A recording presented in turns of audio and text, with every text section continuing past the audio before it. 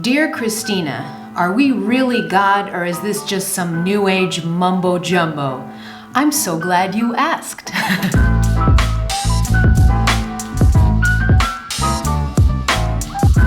Hello, beautiful soul. This is Christina Lopes, the Heart Alchemist, here to help you heal your past, open your heart, and live with purpose. In this video, I got a comment and a question from a viewer, so we're going to get into it. And here's the comment that I got from one of our viewers, part of our community. I want to thank you all for the so many comments that I get on my videos and for the conversations we have in the comments section. If I don't have the opportunity to answer your comments, know that I still love you and I still appreciate you, but I just get inundated with comments, so I'm not able to always keep track of them. So, but know that I read as many as I possibly can, and that your comments and your input are so appreciated, and I love that you're on this channel. So welcome, and thank you for commenting, and thank you for participating. So I had an exchange with one of our community members in the comments section. And here's what he had to say. I was talking about, in one of my videos, I was talking about how we are all God, how I'm God and you are God. And I was using this affirmation, you know, that I am God, that you are God. And I got a comment from one of our viewers saying this. This is what he said. I will disagree with you on that idea that you are God. It's just a slight disagreement. I feel that God is working through me and love working through me, but the idea that I am God is that new age concept that I've heard time and time again. I believe we have a lot of God attributes, but not to the degree where you could call yourself God. All right, so thank you so much to the viewer for this comment and for the conversation that we had. So let's go into this a little bit, okay? Are we God? Can we call ourselves God? Now, to answer this question, first we have to sidetrack a little bit, and we actually have to answer the question, who or what is God, okay? Now, before I answer this question, I just want to have a little disclaimer, and that is, whenever we're trying to talk about the nature of God, okay? Whenever we're trying to talk about the nature of God is beyond words. So every time that I put a word and I try to describe God with words, I diminish what God is as an experience. Okay, so I just want to leave this here as a disclaimer. Whatever I share with you, whatever I say, God is this or God is that, it's not really true, because God goes beyond words. So I want you to just take the words that I share with you about my experience with God, take those words and go beyond them, okay, to a feeling and an experience of God. All right, so there's that little disclaimer. So now let's answer the question. The first question I want to answer is, what or who is God? So God itself goes beyond any mental model or expectation or vision that you can have of God. The best explanation for God, I have a few quotes that I'm going to bring in from other teachers, some of my favorite teachers. But there's one passage that comes from the Taoist tradition in China, one of the major traditions of China. And it's the founder of Taoism, Lopes. He's talking about it in the Tao Te Ching, the book. And in the Tao Te Ching, he says this. He says, the Tao that can be told is not the eternal Tao. The name that can be named is not the eternal name. The nameless is the beginning of heaven and earth. I love this, okay? Because what is he saying here? He's saying that anything, if you're trying to name God, that's not God. So as soon as you put a name on God, that's not God. And so, but I love this last line where he says, the nameless is the beginning of heaven and earth. That's it, the nameless, beyond words, beyond words. But of course, for the purpose of this video, I have to use words, because imagine if I just did what the Buddha did. The Buddha is known to have sat under a tree, and when his disciples asked him, Master, you know, what is enlightenment like? The Buddha just kind of stood there and didn't say anything. He just went silent. And you see why he went silent? Because what is he going to say? He's experienced enlightenment, and the moment that he opens his mouth to talk about enlightenment, then he's just diminished it. It's not enlightenment at all. So he stood there in silence whenever his disciples asked him this. But that would make for a really boring video if I just stood here and said, God is, you'd fall asleep. That would be the most boring video in the world. So I'm going to use words to try and describe the experience of God. But remember, you're just going to go beyond words, okay? So here are some of my other favorite quotes from other teachers about what God is or who God is. So here's Alan Watts, philosopher Alan Watts, and he says, in order to come into full union with God, you must give up any conception of God whatsoever. I love that. Okay, so here's Alan Watts also saying, if you want to get to God, you've got to go beyond words. And then comes Osho, one of my other favorite teachers. And Osho says, to me, God is existence, and existence is impersonal. I love this. I love when Osho talks about God, because what he's saying is he's calling God existence. I love that. I love that. God is existence. I use the words all that is. So I'll frequently say that I'll say God, or I'll say source energy. I'll say universe. I'll say all that is. Sometimes I refer to God as the energy that animates everything. And here's Osho saying God is existence. Existence, meaning everything. There is nothing that's not God.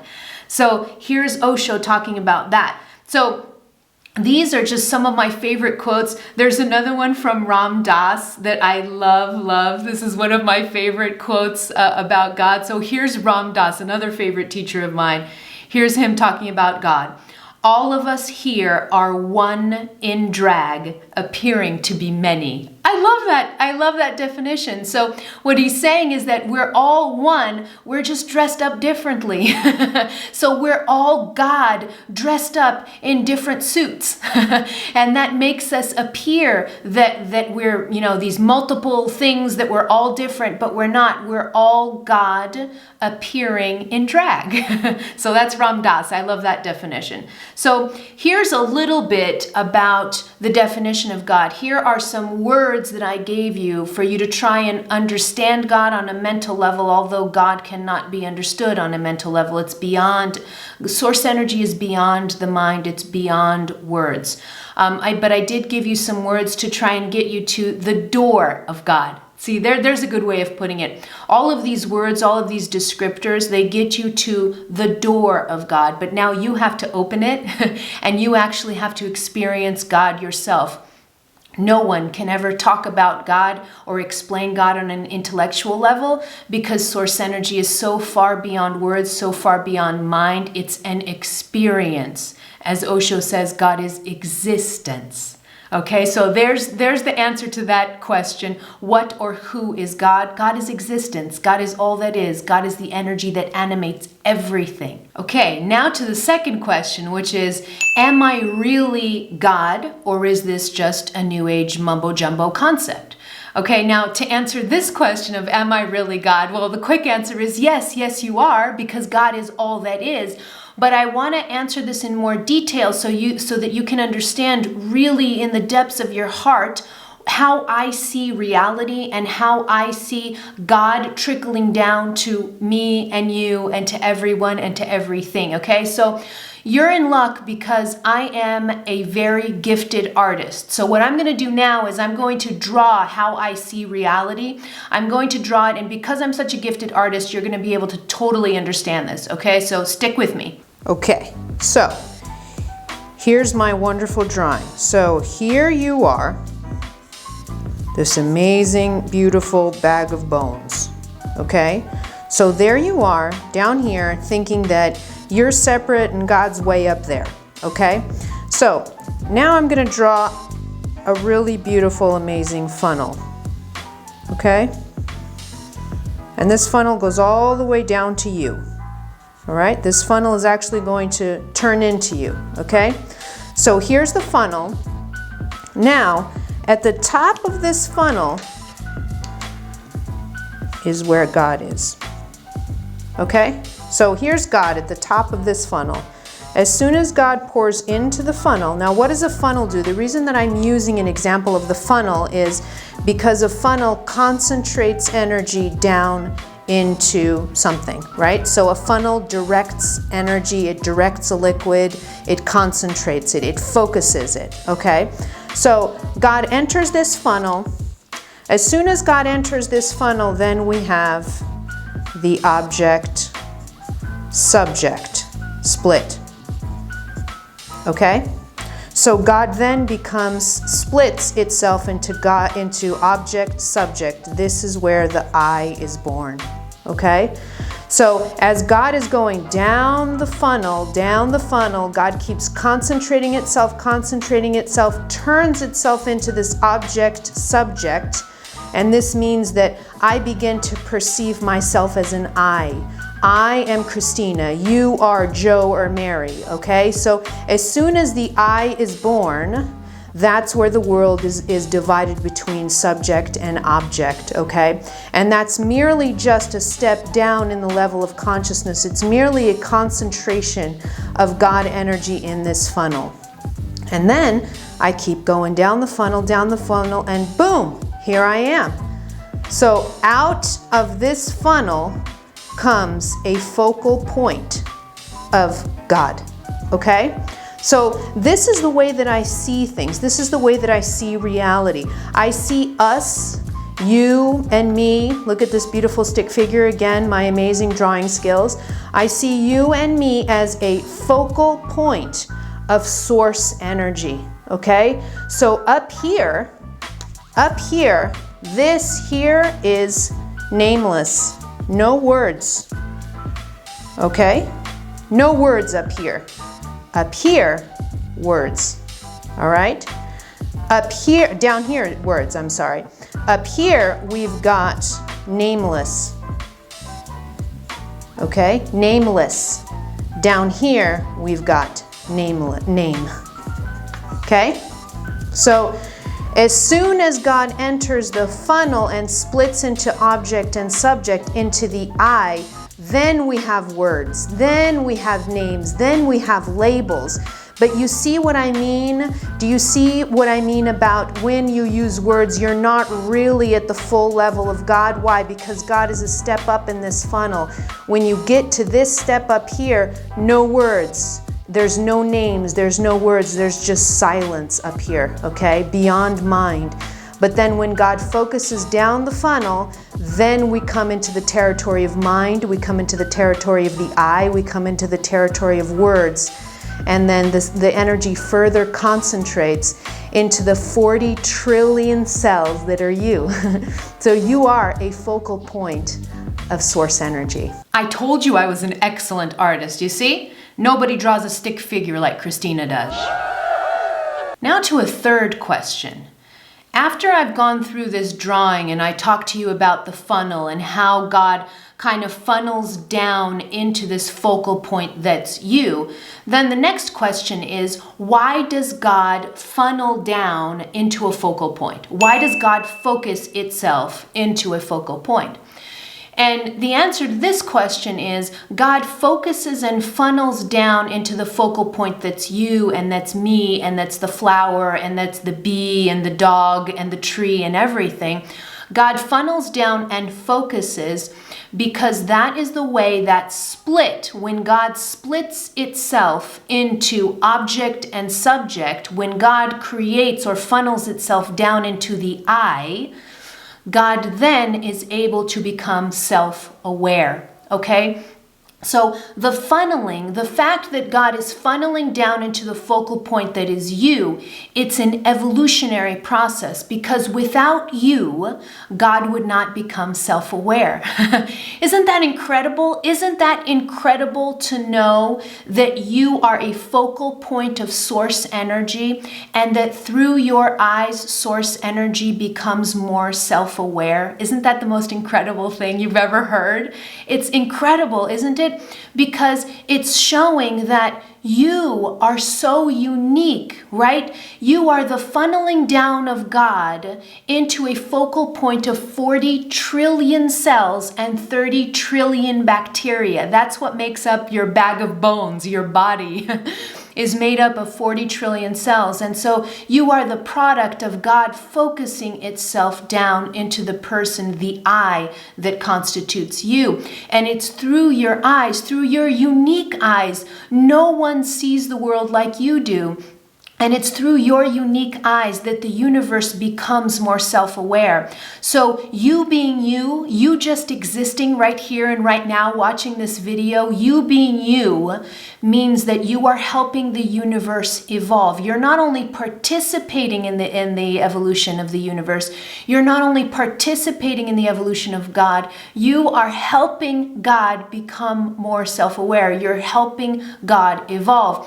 And through these various perspectives, through the billions and trillions of different focal points of consciousness that God splits itself into, through all of these different focal points, God becomes more evolved, more self-aware, and God has fun. So in essence, when you leave your body, when your body dies and you go back to Source, you will have enriched Source so much more than before you were born. Isn't that incredible? I find this just so incredible and earth-shattering. The fact that I'm here talking to you and you're here listening, watching the video, and hopefully commenting later, this participation, this exchange of life, everything that you do every day, the way that you look at the world, it enriches God.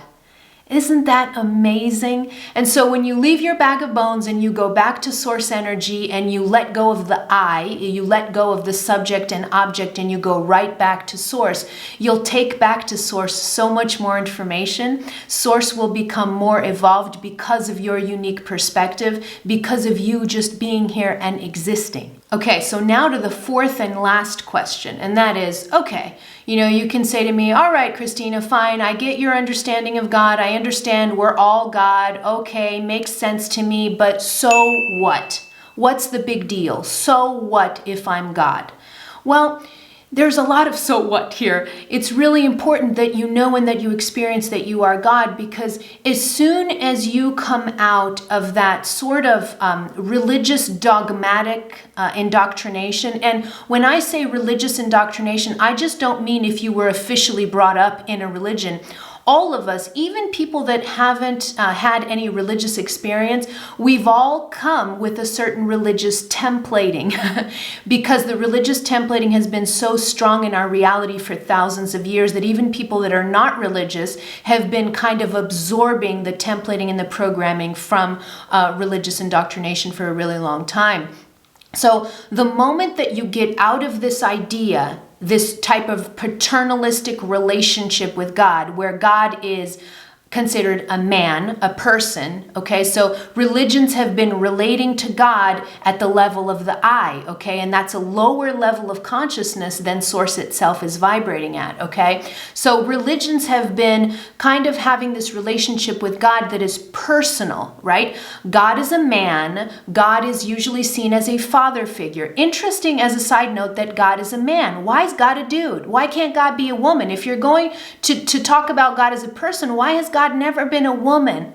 Is interesting, isn't it? There's a lot of history in that, and that's for a whole other video. But you start to understand the misconceptions, right? We've been told that God's a man, we've been told that God's a person, that God's a man, that God's judgmental, and that you have to constantly be atoning for your sins. So here you are, a lowly person, and God is way up there, the Father, and you have to be constantly asking for forgiveness for your supposed sins in this kind of paternal but austere. There's a lot of austerity in this relationship, because the God that's been depicted to us via religions has not been a very loving, kind, feminine God. It's been a very hard, masculine, judgmental type of God, okay? And so because we're stuck in this kind of paradigm of relating to God as a person, as a man, and as a judgmental man, then we are not able to experience God in God's fullness, because God is existence. You have to go beyond the mind to reach God, okay? So when you step out of this, when you say, whoa, okay, so God's not a person, God's not a dude sitting up in a throne that I have to atone for my sins for, so that's not the kind of relationship that is true with God, then what is true?